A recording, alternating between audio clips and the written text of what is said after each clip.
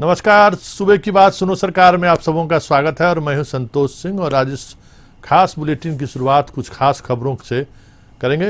खास करके जदयू के संगठनात्मक संरचना में 33% महिलाओं की भागीदारी दी गई है।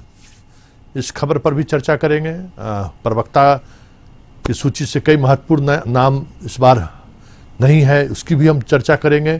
इसके अलावा जो खबरें आ रही हैं झारखंड से कि कांग्रेस के विधायकों की बैठक हुई है, विधायक दल की बैठक हुई है, दिल्ली आला कमान से मिलकर लौटे हैं कई विधायक।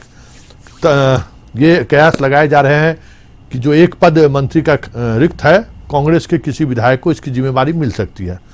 इसके अलावा कई और खबरें हैं जिन खबरों पर हम चर्चा करेंगे। एक यहाँ के डीटीओ, मुजफ्फरपुर के डीटीओ के आवास पर निगरानी का रेड छापा पड़ा है। इतनी राशि बरामद हुई है कि नोट गिनने के लिए मशीन लाया गया। मौसम की बात करें तो मौसम अभी 2-3 दिनों तक 28 तारीख तक आपको इसी उमस भरी गर्मी से फिलहाल राहत मिलती हुई नहीं दिख रही है। चलिए, लेकिन हम शुरुआत अभी जदयू के संगठनात्मक संरचना से जो फेरबदल किया गया है, जो नए संगठन खड़े किए गए हैं, जो नए पदाधिकारी बनाए गए हैं, उससे करते हैं।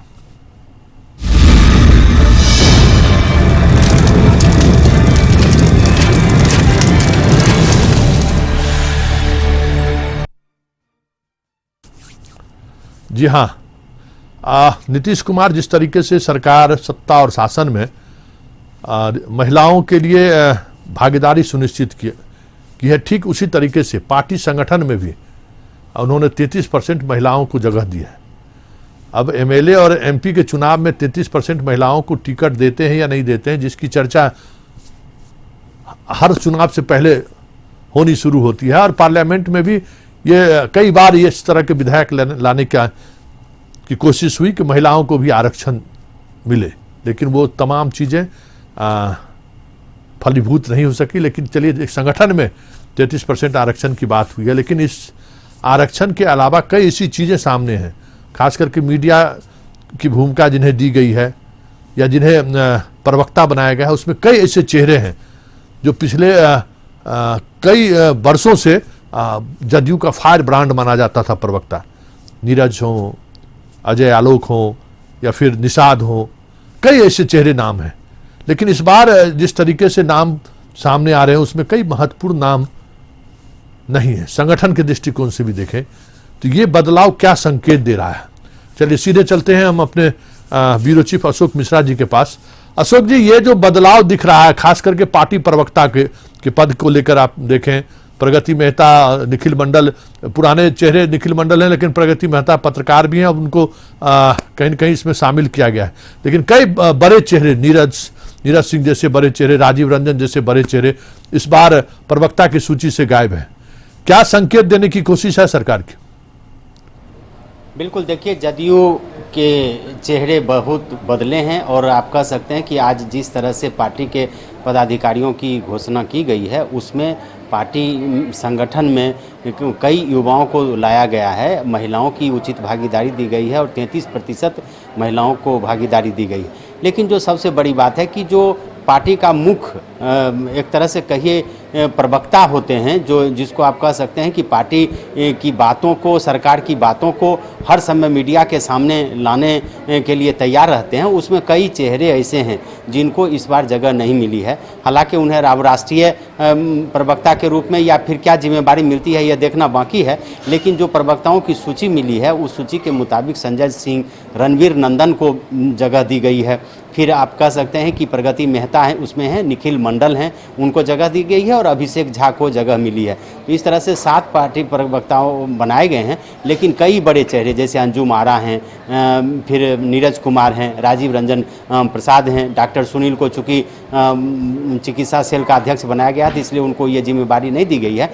हाँ, ये कह सकते हैं कि इन लोगों को पार्टी के संगठन में अब की क्या जिम्मेदारी दी जा सकती है ये कह सकते हैं, लेकिन आलोक राज को जगह दी गई है। और निश्चित रूप से कह सकते हैं कि पार्टी में जो कई बड़े चेहरे थे, जैसे अरविंद निषाद की ही बात ले लीजिए, अंजुम आरा की ही बात ले लीजिए, नीरज कुमार की ही बात ले लीजिए, तो कई ऐसे चेहरे हैं जिनको पार्टी प्रवक्ता की सूची में नहीं देखा गया है और पार्टी प्रवक्ताओं की सूची भी थोड़ी छोटी की गई है। 7 पार्टी प्रवक्ता बनाए गए हैं। हाँ, संजय सिंह को पार्टी प्रवक्ता बरकरार रखा गया है, जो सबसे पुराने चेहरे हैं।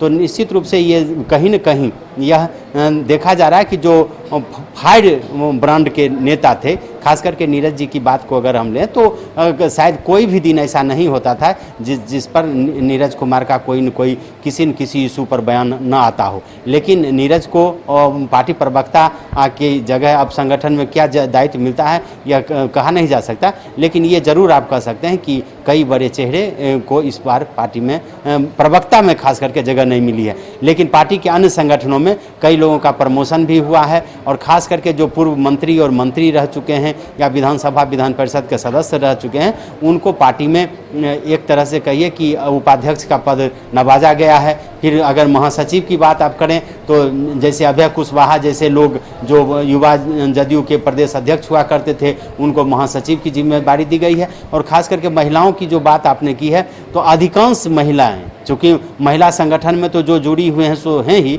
लेकिन पार्टी की मुख्य धारा में भी अब महिलाओं को उचित प्रतिनिधित्व दिया गया है और 33% महिलाएं हैं।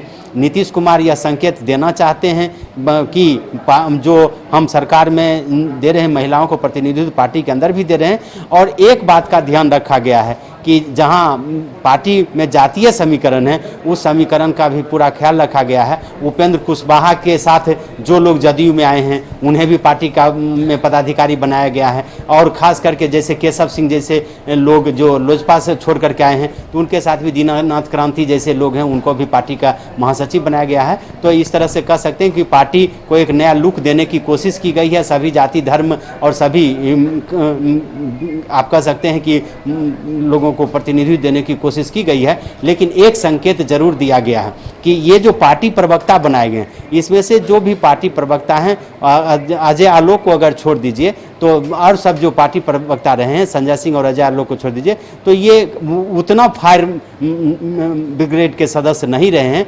जितना नीरज कुमार रहे हों या फिर अन्य जो प्रवक्ता रहे हों। तो निश्चित रूप से कह सकते हैं कि पार्टी का कलेवर चेंज करने की चलिए, बहुत बहुत धन्यवाद। हमारे साथ अशोक मिश्रा जी न्यूज रूम से जुड़े हुए थे और इस मौके पर पार्टी के प्रदेश अध्यक्ष क्या कहा, जरा आप भी सुन लीजिए। महिलाओं को 1/3 से अधिक हिस्सेदारी दी गई है। ये ऐतिहासिक कदम है। अभी तक देश का कोई भी पार्टी महिला सशक्तिकरण के क्षेत्र में ऐसा कदम किसी ने नहीं उठाया कि जुलाई में पार्टी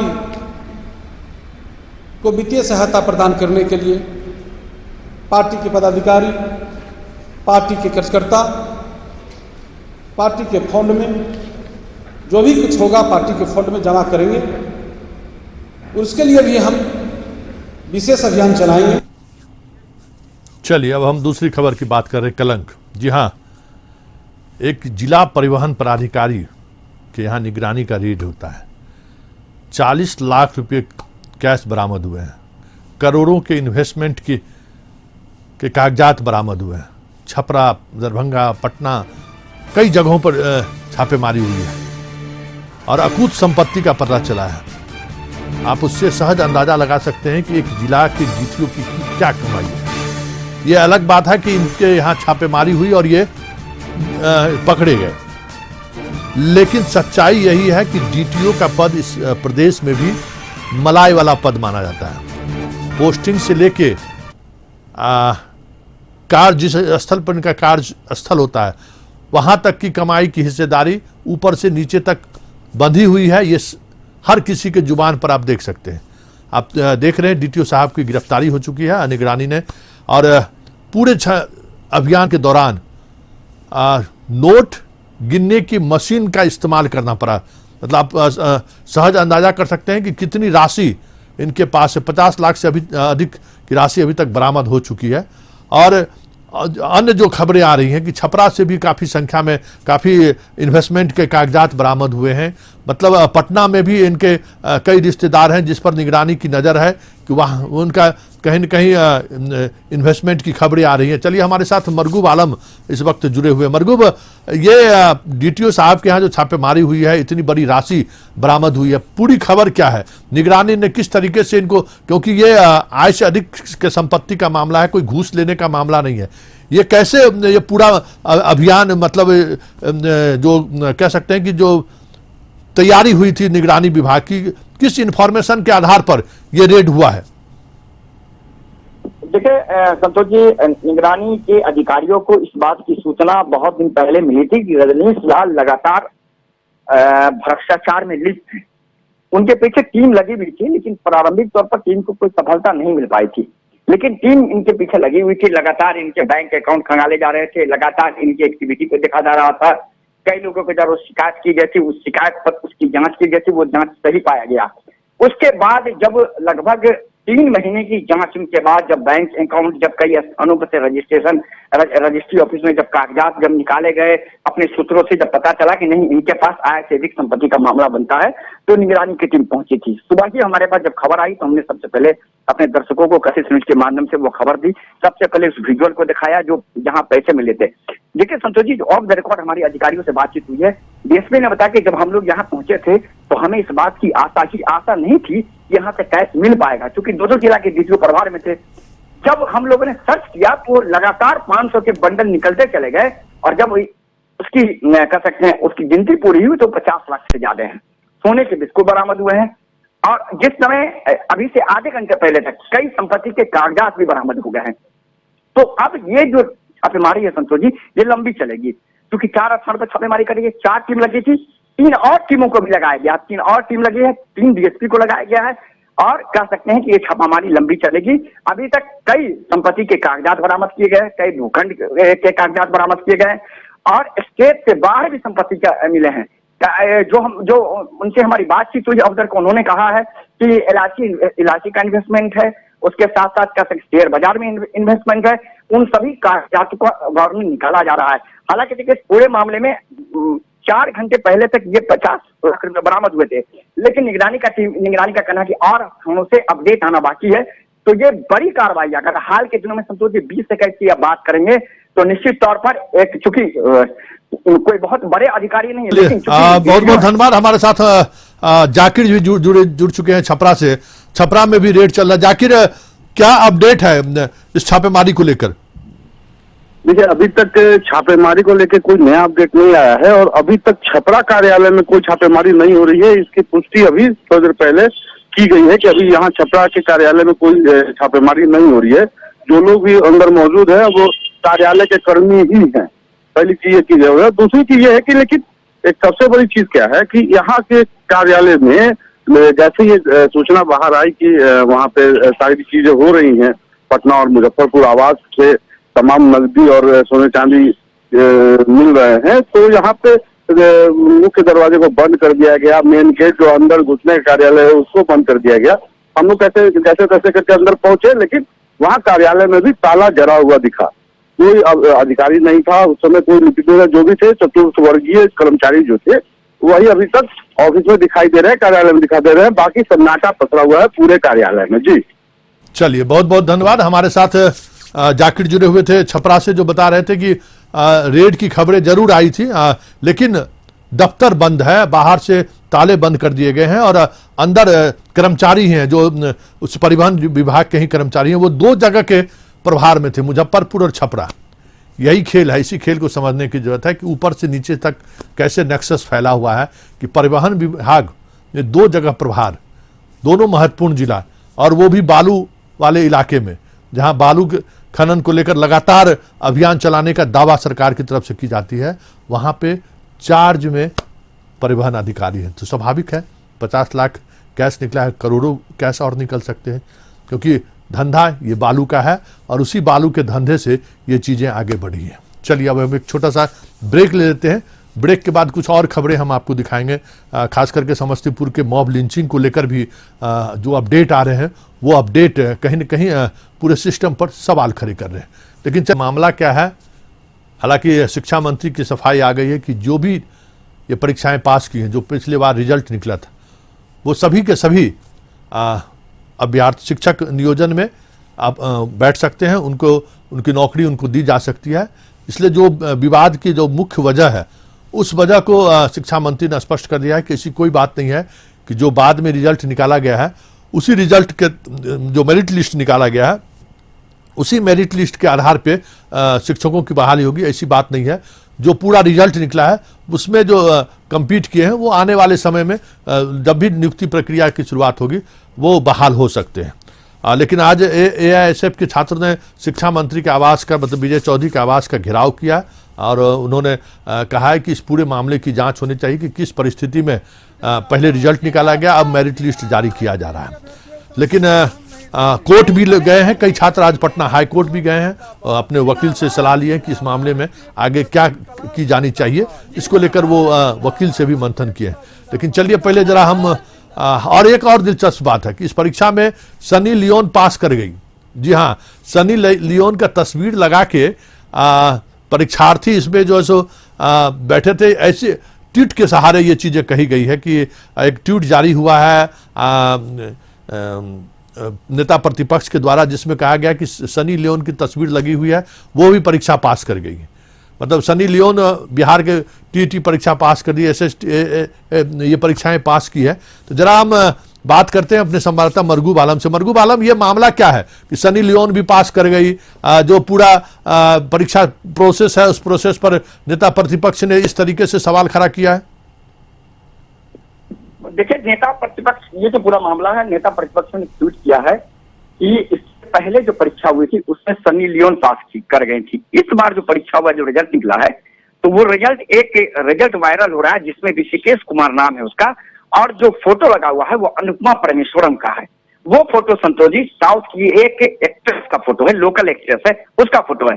तो तेजस्वी यादव ने यही ट्वीट किया है कि यहाँ तो समझ में नहीं आ रहा है कि पहले की जो परीक्षा हुआ उस परीक्षा में सनी लियोन पास कर गई, इस परीक्षा में लड़के का नाम है और फोटो अनुपमा परमेश्वरम का लगा दिया, वो साउथ की एक्ट्रेस है।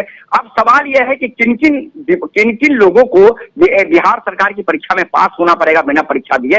ये तंज है, ये ट्वीट है, और कहा है कि इसका सीधा मतलब है कहीं न कहीं पूरे परीक्षा फल में धांधली हुई है।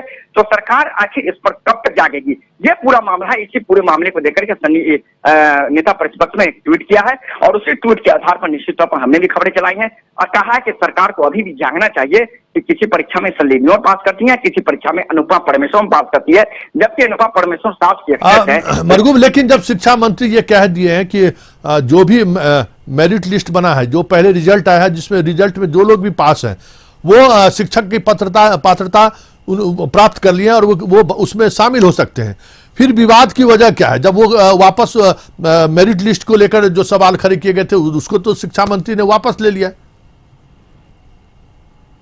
मामला कल रात में आया है और शिक्षा मंत्री की तरफ से, लेकिन TET अभ्यर्थियों का कहना है कि इस तरह का आश्वासन पहले भी दिया जा चुका है प्रधान सचिव, अपर मुख्य सचिव और शिक्षा मंत्री की तरफ से, लेकिन अंततः वही होता है जो विभाग चाहता है। यही कारण है कि ये लोग एश्योरेंस चाहते हैं पूरी तरीके से कि हम लोगों के साथ बैठ करके एक आदेश निकाल दिया जाए, मौखिक नहीं, एक आदेश निकाले अपर मुख्य सचिव, शिक्षा विभाग और सारे जिला के जिला पदाधिकारियों को दे कि जो लोग मेरिट आ गए हैं, जो लोग नॉन क्वालिफाइड ही हैं, मेरिट लिस्ट में है पूर्व से, उनकी भी नियुक्ति होगी, तभी निश्चित तौर पर इन लोग का कहना है कि हम लोग का संघर्ष खत्म होगा। हाँ, हमारे साथ मरगूब आलम जुड़े हुए थे। अब हम इसी से जुड़ी हुई एक खबरों पर कि बाहर आई। जी हाँ, काफी लंबे लड़ाई के बाद, कोर्ट में लड़ाई लड़ने के बाद, फिर सोशल मीडिया पे अभियान चलाने के बाद आखिरकार शिक्षा विभाग ने 93,000 से अधिक शिक्षकों की नियुक्ति की प्रक्रिया शुरू कर दी है और पूरा एक सीट उन्होंने जारी किया है कि जिला परिषद कब बहाल करेंगे, मतलब डिस्ट्रिक्ट में कब बहाल होगी, प्रखंड में कब बहाली होगी, अनुमंडल में कब बहाली होगी और ग्राम पंचायत में कब बहाली होगी। सारी सूची जारी कर दी गई है और उसी आधार पर जो नियोजन इकाई है वो नियोजन इकाई अपने जो निर्धारित तिथि निर्धारित की गई है उसमें वो नियोजन इकाई में वो जाके अपना वो TET पास का जो उनका प्रमाण पत्र है उस प्रमाण पत्र के आधार पर उन्हें नियुक्त किया जाएगा। तो कह सकते हैं कि लगभग 2-2.5 वर्षों के लड़ाई के बाद आखिरकार राज्य सरकार ने कहीं न कहीं जिस मुद्दे को लेकर लगातार हाईकोर्ट में भी सुनवाई हो रही थी, जब सोशल मीडिया में यह मामला आया और एक दिन तो ऐसा आया कि ट्विटर पर सबसे ज्यादा ट्रेंड जब करने लगा तो शिक्षा मंत्री विजय चौधरी खुद सामने आ रहे, उन्होंने हाईकोर्ट से जो में जिस वजह से टकराव की स्थिति उत्पन्न हुई थी उसको लेकर उन्होंने सफाई दी और उसके बाद ये बहाली का रास्ता कह सकते हैं कि बहाली का रास्ता साफ हो गया और अब बहाली का शेड्यूल जारी कर दिया। चलिए अब हम दूसरी खबर की बात करते हैं। बात हम मॉब लिंचिंग की करते हैं। 4 दिन से अधिक समय हो गया है, लेकिन उप मुखिया जिन्होंने गोली मारा था, गांव में हिंसा हुई और जिस तरीके से एक शिक्षिका और उनके भतीजे की हत्या पीट कर हत्या कर दी गई। बेटी अभी भी जिंदगी और मौत से जूझ रही है दरभंगा DMCH अस्पताल में। प्रशासन की तरफ से अभी तक कोई कार्रवाई नहीं हुई है। जो मॉब लिंचिंग को अंजाम देने वाले जो लोग हैं, गांव के लोग हैं, जिस तरीके से हिंसा उन्होंने फैलाई है उसको लेकर अभी तक कोई कार्रवाई नहीं हुई है। मंटून हमारे साथ समस्तीपुर संवाददाता हमारे साथ जुड़ गए। मंटून, अभी तक क्या कार्रवाई हुई है? मॉब लिंचिंग में शामिल किसी भी व्यक्ति की गिरफ्तारी हुई है या उप मुखिया की गिरफ्तारी हुई है कि नहीं, जिस वजह से इतना बड़ा बबेला मचा है? ना ही जो है इसमें दोनों तरफ से FIR दर्ज कर दिया गया है, लेकिन FIR दर्ज किया गया है, मतलब उप मुखिया अब तक जो है गिरफ्तार नहीं हुआ है। पुलिस जो है 3 दिनों से कैंप कर रही है, लेकिन जितने भी वो शिक्षिका की पिटाई में लोग शामिल थे उन लोगों की नहीं गिरफ्तारी हुई है। भले SP ने यह कहा है कि जो जितने भी लोग शामिल हैं, जितने भी लोगों का जो है FIR में लड़की ने नाम दर्ज कराया है, प्राथमिकी दर्ज कराया गया है, सभी लोगों पर कार्रवाई की जाएगी। लेकिन अब तक जो है सिर्फ यह कहा गया है, लेकिन अब तक जो है न किसी की गिरफ्तारी हुई है न उप मुखिया गिरफ्तार है। मंटू जुड़े हुए तो मतलब गिरफ्तारी किसी की नहीं हुई है, जबकि जिस तरीके से घटना को अंजाम दिया गया और प्रतिशोध में जो जिस तरीके से मॉब लिंचिंग हुई है, पूरा कह सकते हो वो इलाका शर्मसार है। हर किसी के जुबान पर इस बात को लेकर अफसोस है कि ये घटनाएं प्रतिशोध में जिस तरीके से अंजाम दिया गया है, ये एक बहसी सनकी समाज का एक कह सकते हैं कि दरिंदगी सामने आया है इस दौरान। जो चीजें वहां पे गोली मारने की हत्या के बाद जो चीजें सामने आई है, लेकिन हमें लगता है कि समस्तीपुर प्रशासन को भी कड़ी कार्रवाई करने की जरूरत है, क्योंकि ये प्रवृत्ति अगर बढ़ी तो आने वाले दिनों में समाज में भी और फिर लॉ एंड ऑर्डर को लेकर भी बड़ा सवाल खड़ा हो सकता है। चलिए अब हम दूसरी खबर पर चलते हैं और ये खबर रांची से है, जहां मंत्री पद की दौड़ को लेकर कांग्रेस में दिल्ली आलाकमान से लेकर रांची तक लगातार बैठकों का सिलसिला चल रहा है और उस बैठकों का नतीजा आने वाले समय में कुछ स्पष्ट हो पाएगा। लेकिन जो खबरें आ रही हैं कि आज जो विधायकों की बैठक हुई है, दिल्ली से जो विधायक लौट के आए हैं, क्योंकि एक मंत्री पद अभी भी खाली है। हमारे साथ संदीप जुड़े हैं। संदीप, कांग्रेस विधायक दल की बैठक हुई है, दिल्ली से भी विधायक वापस रांची लौट आए हैं, क्या चल रहा है कांग्रेस के अंदर? यदि कुछ समय की बात करें तो लगातार जो कांग्रेस के विधायक हैं वे दिल्ली दौड़ लगा रहे हैं और कल भी इरफान अंसारी जो विधायक है जामताड़ा के, उनके साथ उमा शंकर अकेला और ममता देवी और खिजरी विधायक जो राजेश कच्छप है, चारों दिल्ली गए थे और आला कमान से मुलाकात कर आए। हालांकि जो रोकना चाहेंगे जरा इरफान अंसारी का, जब दिल्ली से लौट के आए हैं वो क्या कह रहे हैं, जरा ये सुन लेते हैं, फिर हम आपके पास उन्हीं सवालों के साथ पहुंचेंगे। हमें लग रहा है कि हम लोग इस बार दिल्ली गए और हमारे माननीय प्रभारी जी भी कई दिन हो गए, कई महीने हो गए जो कि झारखंड नहीं आ पाए थे, जिस संदर्भ में हम लोग शीर्ष नेताओं से मिलने गए थे और सभी लोगों से मुलाकातें भी हुई और चर्चाएं हुई संगठन को लेकर के। अरे जो आला कमान है उनसे बात करी है और हम लोगों ने यहाँ का जो वस्तु स्थिति है उसके बारे में चर्चा की। बातचीत संगठन के बारे में हम लोगों ने चर्चा की कि संगठन को हम लोग को मजबूत करना है। कोविड के टाइम में हमारा संगठन कमजोर हो गया है तो उसको धारदार बनाना है, इसीलिए तो 11 तारीख कल हम लोग का CLP की बैठक है, उसमें हम लोग धारदार बनाएंगे, इसलिए मुलाकात करने गए तो औपचारिक मुलाकात होना है। पार्टी के लिए दिन रात काम करते हैं और आंखों के सामने यदि पार्टी को लॉस हो तो ये बर्दाश्त हम लोग नहीं कर सकते। हमारे साथ 6 नहीं, हमारे साथ लगभग 11 या 12 विधायक हमारे साथ हैं और हम लोग इसलिए गए थे वहां पर कि पार्टी हमारा मजबूत। संदीप, ये जो इरफान अंसारी का जो बयान है कि पार्टी का नुकसान हो रहा है, किस पर इशारा है इनका? जी, यदि इरफान अंसारी की बात करें तो लगातार वे जो बयान दे रहे हैं उसमें कहीं ना कहीं अपने पार्टी पे ही उन्होंने इशारा किया है और उन्होंने साफ लहजे में कहा है कि जो आला कमान को जो बातें या जो समस्या यहाँ पे है उससे अवगत करानी चाहिए, पर उसे वहाँ पे इन चीजों को गुमराह किया जाता है, लोगों तक जो आलाकमान तक है वहाँ सही बातों को नहीं रखा जाता है। और यही वजह था कि हम लोग वहाँ पे गए थे और आलाकमान से मुलाकात हुई और यहाँ की वस्तु स्थिति से उनको अवगत कराया गया है। रामत साहब तो निशाने पर नहीं है कहीं कहीं ना कहीं यदि देखा जाए तो प्रदेश अध्यक्ष को लेके ही इस तरह की जो बयानबाजी हुई है इरफान अंसारी के द्वारा।